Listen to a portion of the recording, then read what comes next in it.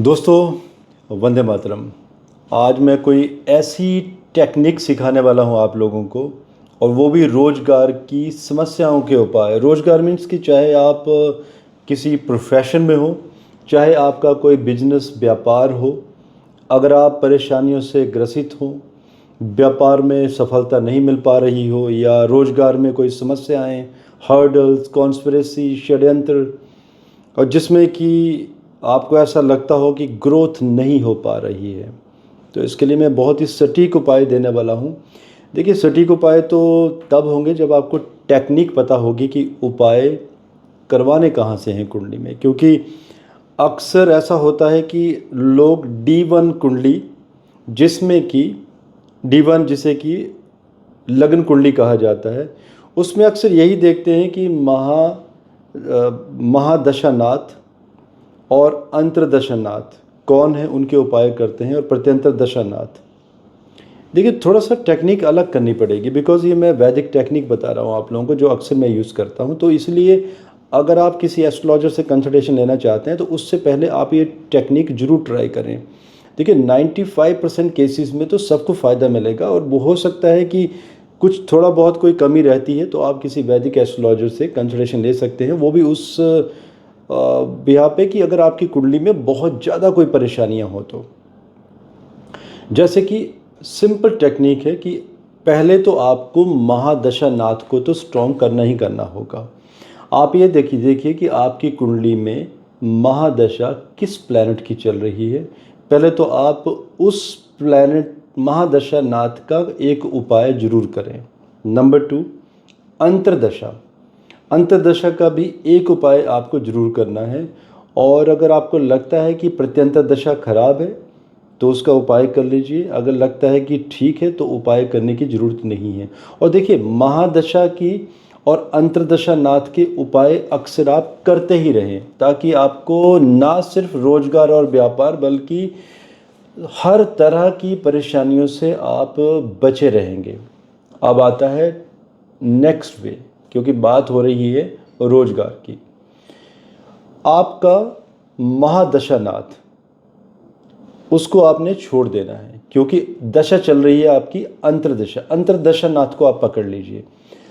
अंतर्दशानाथ means जिस planet की दशा चल रही है, जिस प्लैनेट की अंतर्दशा चल रही है, जिसकी अंतर्दशा चल रही है, वो प्लैनेट दशांशा कुंडली में किस भाव में गया है, वो जिस भाव में गया है उस भाव में कौन सी राशि है, और जो राशि है उससे संबंधित प्लैनेट कौन सा है, उसका आप उपाय कर लीजिए।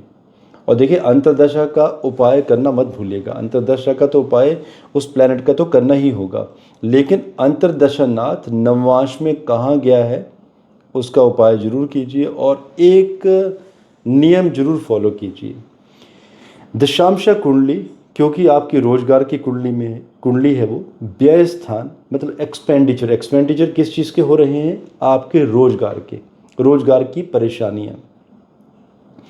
ऐसा बहुत रेयर होता है कि किसी की कुंडली में 12th हाउस में बहुत सारे प्लैनेट आ जाएं, अदरवाइज कई बार कोई भी प्लैनेट नहीं होता है। तो एक उपाय आप जरूर करें।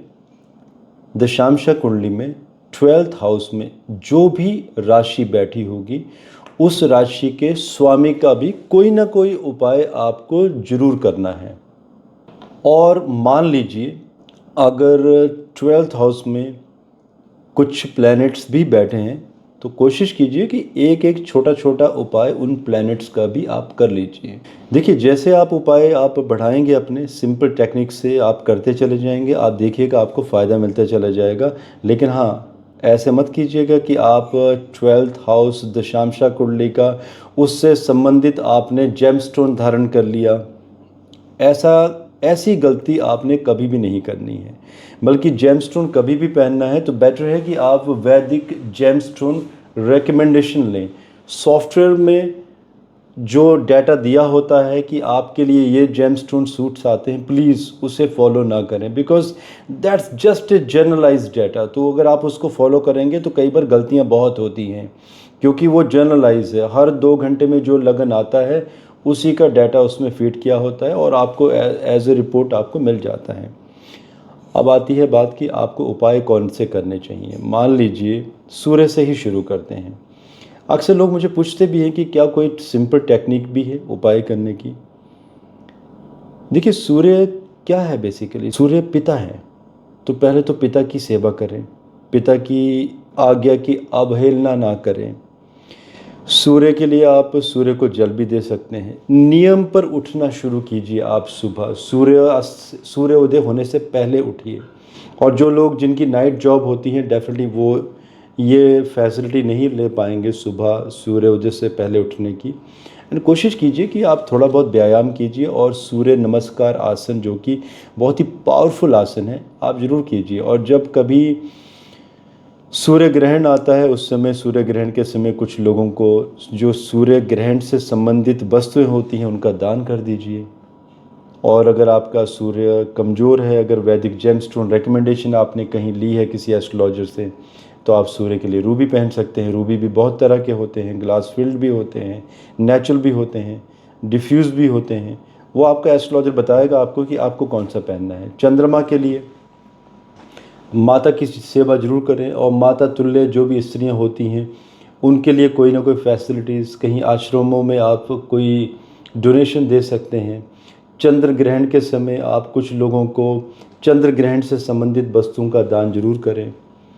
और किसी शमशान में, बरियल साइट में आप जल की व्यवस्था भी करवा सकते हैं। मंगल के लिए हनुमान जी की पूजा कीजिए। और हनुमान जी की पूजा करते हैं तो एक बात ध्यान रखिए, हनुमान जी पूजा का फल तभी देंगे जब आप सेंसिटिव होंगे। सेंसिटिव मीन्स कि हनुमान जी बहुत सेंसिटिव हैं। जितने वो शक्तिशाली हैं उतने ही वो सेंसिटिव हैं। यहाँ से मेरा अभिप्राय ये है कि प्रकृति से प्यार कीजिए, वेजिटेरियन बनिए, जीवों को कष्ट मत दीजिए। आपके आस पड़ोस में भी आप कुछ ऐसा मत कीजिए कि आपका सुपीरियरिटी कॉम्प्लेक्स किसी का इन्फीरियरिटी कॉम्प्लेक्स बन जाए। मंगल के लिए आप बच्चों को मिठाइयाँ बांट सकते हैं, किसी को एजुकेशनल बेनिफिट दे सकते हैं। तो ऐसे बहुत सारे उपाय हैं। बुध मीन्स कि मरकरी आपका अगर कमज़ोर हो, मरकरी के लिए आप ट्रांसजेंडर्स को कोई बेनिफिट दे सकते हैं। कोई ऐसा ट्रांसजेंडर बच्चा जो कि डिप्राइव हो माता पिता के सुख से। आज भी कई बार गाँवों में क्या होता है कि नकार दिया जाता है, तो आप ऐसे बच्चे को आप एजुकेशन के बेनिफिट्स दे सकते हैं, एजुकेशन करवा सकते हैं ऐसे बच्चों की। आपके जुपिटर, देवगुरु बृहस्पति भी जिन्हें कहा जाता है, इनका अभिप्राय आपके गुरु से भी है, तो गुरुओं की सेवा कीजिए। और जब भी गुरु की महादशा स्टार्ट हो, बी वेजिटेरियन, अल्कोहल का प्रयोग ना करें। क्योंकि गुरु की महादशा चाहे अच्छी हो या बुरी हो, ओबेसिटी तो होती ही होती है, जातों को कहीं ना कहीं मोटापा टच करके जाता ही जाता है। माना कि आपको पीली वस्तुओं का दान करना है लोगों को, बिल्कुल कीजिए, लेकिन कम से कम आप गुरुओं की आज्ञा की अवहेलना मत कीजिए। सेंसिटिव रहिए लोगों के लिए। शुक्र, जिसके लिए आप कुछ ब्लाइंड्स के जो आश्रम होते हैं वहाँ पर दान कर सकते हैं।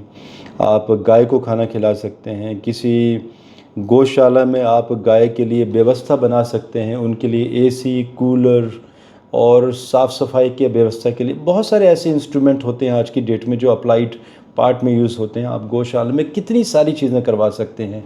तो आप देखिए कि आप वहाँ पर क्या करवाना चाहते हैं जो वहाँ पर फैसिलिटीज़ नहीं हैं। तो वीनस आपका इस तरह से बहुत ही ज़्यादा पावर में आ जाएगा। अब आती है बात शनिदेव जी की। तो देखिए शनिदेव जी से जब भी बात होती है, शनिदेव जी मास को प्रभावित करते हैं। मास में तो देखिए मैक्सिमम लोग पॉवर्टी लाइन से नीचे ही होते हैं। तो आप अपने आस पड़ोस में जो भी कुछ गरीब लोग हैं जिनका हैंड टू माउथ चलता है, आप किसी भी तरीके से उन्हें हेल्प कर सकते हैं। और इसके लिए आप शनिदेव जी की पूजा भी कर सकते हैं। पेड़ लगा सकते हैं शनिदेव जी के लिए, पीपल का पेड़ भी लगाने का प्रावधान है। राहु के लिए आप मछलियों को खाना खिला सकते हैं, लेकिन ओपन वाटर में। घर में एक्वेरियम मत बनाइएगा, बिकॉज़ अगर आपने घर में एक्वेरियम रख लिया और उसमें मछलियों को पाल लिया, जो अक्सर वास्तु कंसल्टेंट ऐसी सलाह देते हैं। मैं भी वास्तु करता हूँ दोस्तों, लेकिन हाँ मैं कहूँगा कि मैं थोड़ा से बड़े लेवल पर करता हूँ। कॉर्पोरेट वास्तु करता हूँ, कंपनीज़ का and corporate houses, school, colleges, hospital. क्योंकि ये जो घरों का वास्तु होता है ये बहुत पहले कर चुका हूँ मैं। अक्सर मैंने देखा है लोग घरों में एक्वेरियम वगैरह लगा लेते हैं। कितने सारे आइडियाज़ उनके, कितनी सारी मिथ्स जो सुनी है उन्होंने गूगल में कि 9 फिश डालेंगे, एक फ़िश अगर डेथ हो जाती है, मर जाती है, तो कोई ना कोई उनके ऊपर जो आपदा आने वाली थी वो टल जाती है। दोस्तों ऐसे होता कैसे है?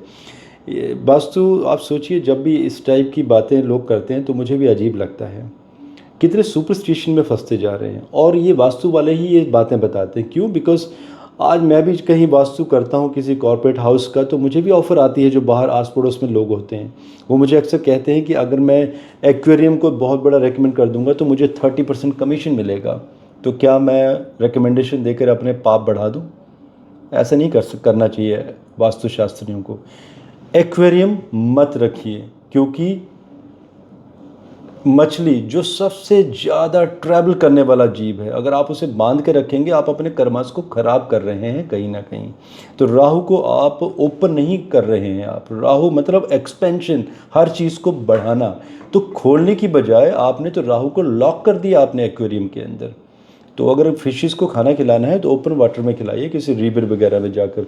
लेकिन ये नहीं कि आपने एक तरफ फिशेस को खाना खिलाया, आपने अनाज खिलाया उनको, और दूसरी तरफ घर में भी मछली पक रही है आपके घर में। तो ऐसे राहु काम नहीं करेगा।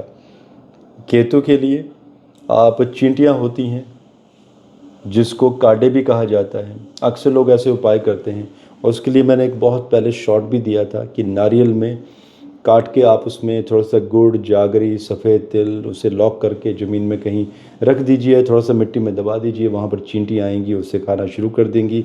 उससे आपको बहुत सारे बेनिफिट मिलेंगे। तो देखिए, आपको सारे सिंपल उपाय तो मैंने बता ही दिए हैं, और ऐसे कुछ सिमिलर उपाय मैं मेरे क्लाइंट्स जो मुझसे कुंडलियाँ दिखाने आते हैं उनको भी रिकमेंडेशन देता हूँ। जी हाँ, उपाय बहुत सारे हैं, डिपेंड करता है कि कुंडली कौन सी है, कैसे रिकमेंडेशन देनी है। लेकिन ये एक बेसिक उपाय हैं जो सबके लिए कार्य करते हैं।